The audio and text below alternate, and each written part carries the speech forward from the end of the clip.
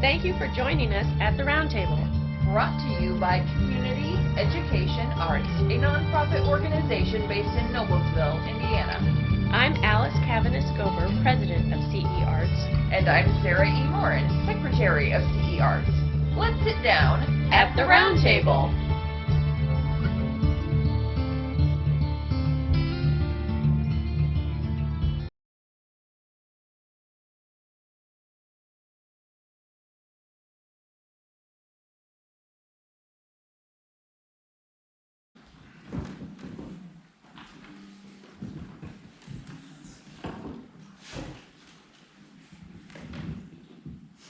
There you go.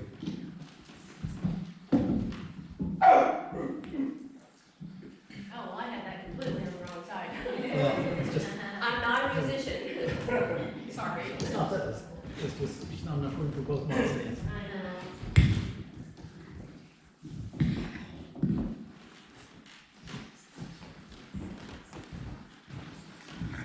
All right.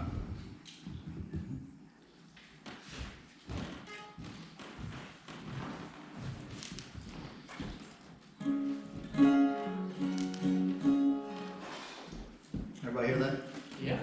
Yep. All right. So this song, this is actually the first song I ever wrote, and it was after a family vacation to North Carolina, and we went to the beach, and I noticed that there were, all the signs and everything on all the dunes, saying don't get on the dunes, or you can get a $10,000 fine. They don't want you to destroy the habitat and everything. So that's kind of where this song came from. Got me to thinking.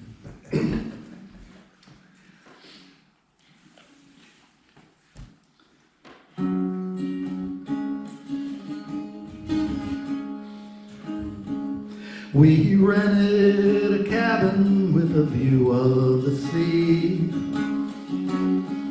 In the month of September, my sweetheart and me.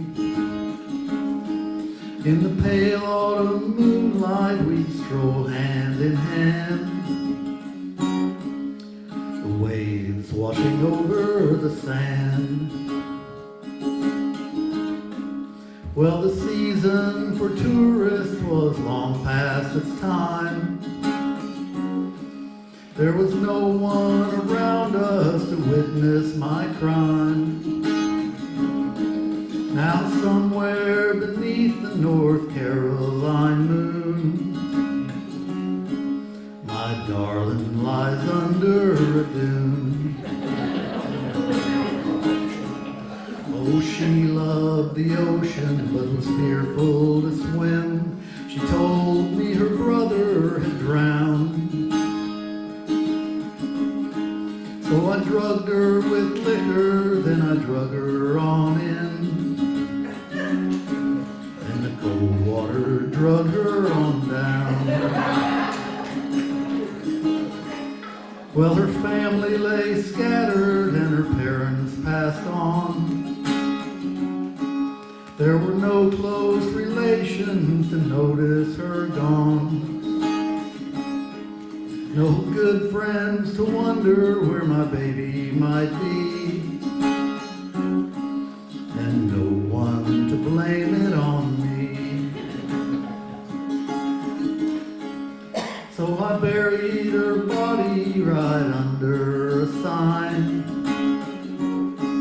that protected the sandhills by posting a fine. Now her grave marker serves to keep people away and keep the beachcombers at bay. Oh, she loved the ocean but was fearful to swim. She told me her brother had drowned. So I drugged her with liquor, then I drug her on in. And the cold water drug her on down.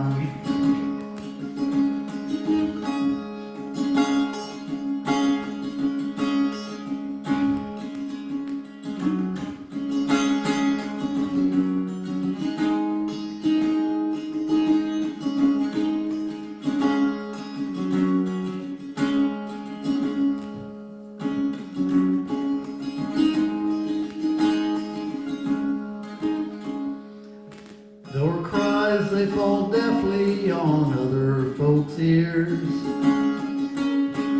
Still I've heard them nightly for 20-odd years. The wind through the sawgrass resembles her screams, her spirit still haunting my dreams. I once loved the ocean, now I'm fearful to swim, for both she and her brother have drowned. I'll never more enter into the salt sea, lest their cold hands might drag me on down. Oh, their cold hands might drag me on down. Yeah, their cold hands might drag me on down.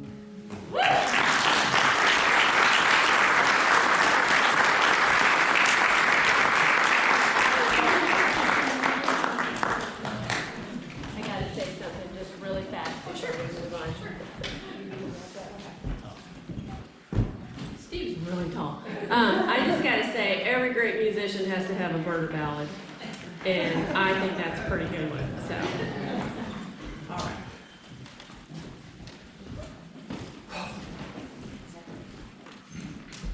Now you got to set back up, because I'm short. Next up, we have Seeking Refuge in the Sun by Sibanda. Oh, I'm sorry. Emily's reading. Emily's reading it because Nbada is from Zimbabwe, so yay for international connections. And, so we asked Emily to read this one because when I read it, I could hear her reading it out loud. So it's all yours.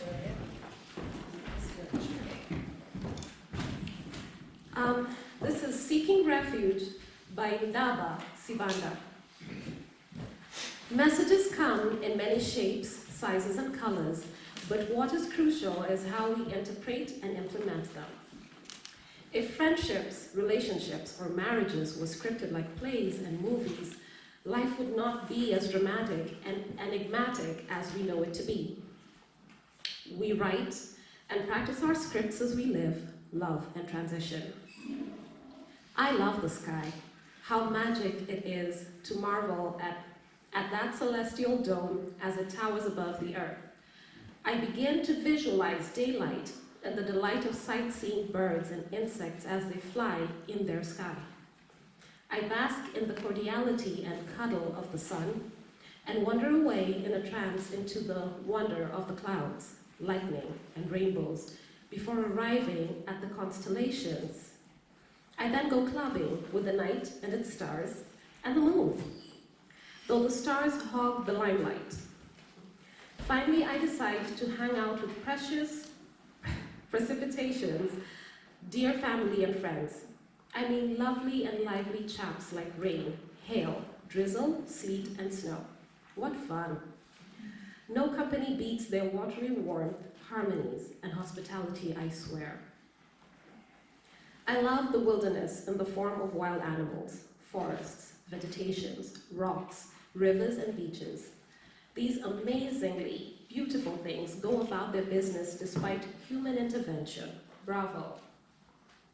People, the preservation of the universe, which is the natural, physical, or material world, is essentially the preservation of life, and this cause is close to my heart.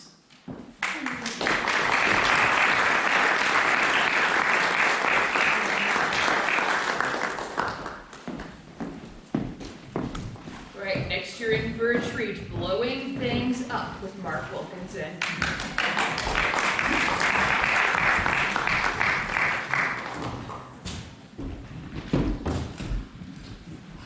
I appreciate having the opportunity to have something selected for every edition of the Polk Street Review, and I kind of found my way when, Really tall. thank you, That's the best I can do. when I started writing about growing up in Shirley, Indiana in the 60s and 70s, and some of the things we did, and blowing things up were some of those things we did. From a young age, boys like to up things. Tear up, burn up, blow up. Maybe it's hardwired into our brains. But it's always a boy who burns down his garage or bends the rim on his bicycle jumping over something. We like it. Feels good. Every neighborhood has the kids who always seem to possess the means to make these things happen. They have access to tools, lighters, lighter fluid, and fireworks on a regular basis. In my neighborhood, it was my neighbors, Perry and Terry Conway. The Conway clan was a tough lot. Heck and Wanda were the parents, and they had 6 kids, all of whom could beat me up. The dog Rennie took his turn, chasing me on my bicycle and biting my leg. It was a rough and tumble family, and the boys, particularly Perry and Terry, became what was known in small town parlance as hoodlums. Being a hoodlum did not require any great effort. You had to be able to stand solemnly on the sidewalk in front of the laundromat, swear occasionally, smoke cigarettes. These hoodlums were my heroes and my nightmares. Their savoir-faire was immeasurable. Their command of the sidewalk, total. If they deigned to speak to me, then my esteem among the fearful rose like a bottle rocket. If they punched me in the arm, the honor far outweighed the pain. You were somebody. There was definitely a yin and yang of having hoodlums for neighbors. On one side, I was always available for random beatings, torturing, and terrorizing. And I never ratted them out. Even as a kid, the code of omerta was in force. There were positives of having the Conways next door. They were always up for a game of kick the can or football. And if the brothers were on different sides, I knew the loser would fight the winner sooner or later, and it would not be me taking a beating. Plus, they always had the good stuff. Matches, lighters, cigarettes, punishable offenses in my house were always available to the Conway boys. And they were master thieves at Massey's drugstore. As far as I can remember, they never bought a candy bar or a comic book. They took what they wanted.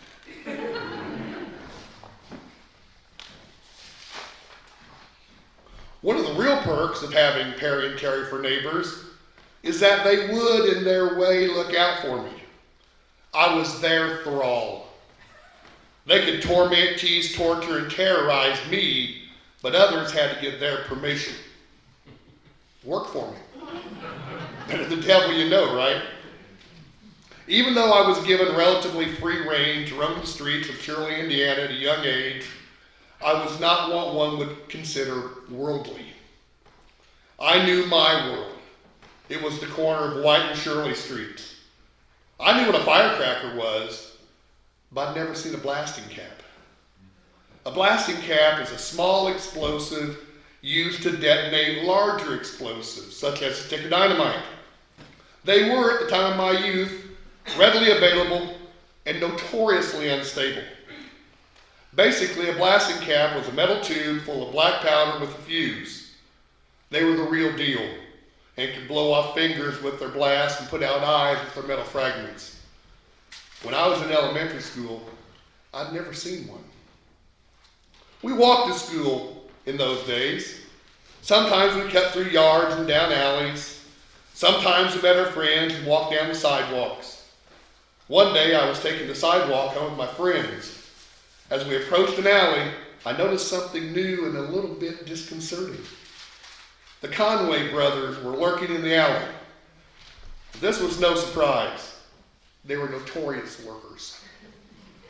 The surprise was that they were accompanied by the Hafner brothers, Farrell and Jody.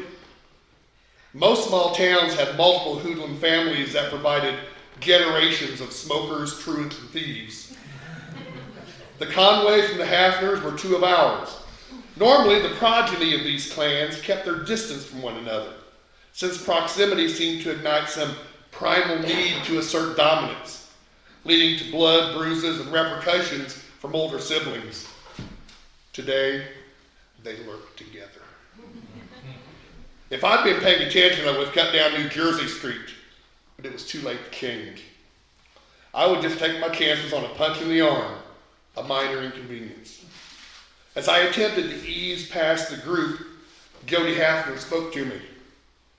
"Hey kid," he said, "come here." I stepped off the sidewalk into the alley. "Hold this," he said.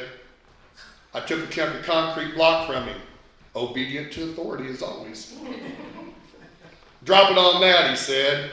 He pointed to a metal tube in the alley as he backed away. I raised the concrete, ready to slam it down on the shiny object. "Don't do it, Mark," Terry said urgently. I was stunned. To my knowledge, Terry, 5 years older than me, had never called me by my first name. He either called me kid or fart knocker. I took the last as an insult, but never complained.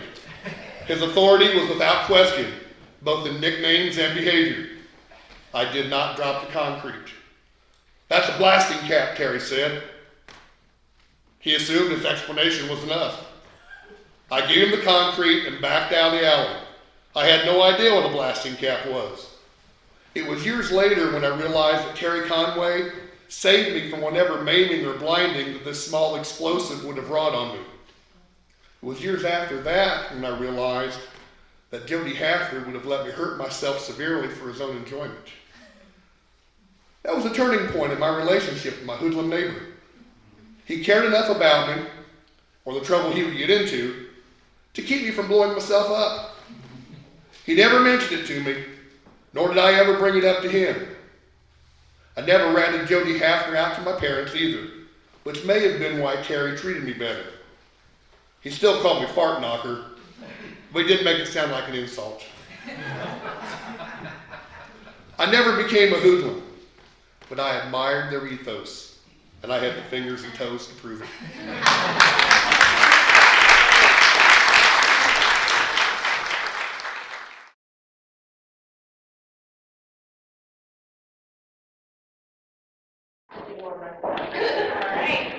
Alright. For somebody who does not love talking in front of people, to have no words in front of me to even speak from is kind of terrifying. Yeah, there's nothing in my binder for her. And I actually didn't plan anything either, so I'm literally flying by the seat of my pants tonight. So I said, what are we talking about? She said, your process and your art, what you do when you create. So,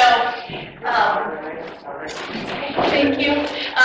So I have a lot of different mediums. I love playing with art. I started in oils, I've done acrylics, pastels, and then this past year, one of my children, I have 6 young kids, my 10-year-old daughter wanted to learn how to sew, and so we bought a sewing machine and we started making dresses and everything.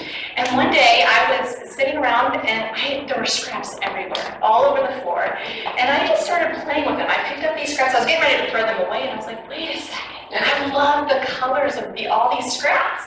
And so I ended up piecing together pieces. They were scenes. Here's an example of one of them. This is called Midwest Sunset. And I did a small series of felt and fabric pieces that I super glued together, or I think I used a glue gun and some super glue, but just had fun just playing with it and created a lot of different scenes with the scraps. And I called it Sunsets from Scraps. And just to kind of show that you can play with art. Those of you who are not artists, maybe writers, I also am a writer too, but with the artwork, it's just fun to play. So I just encourage you to, if you feel inspired, to grab a paintbrush or a pastel or scraps laying around your house, piece them together, and you might be surprised what you can find. Yeah.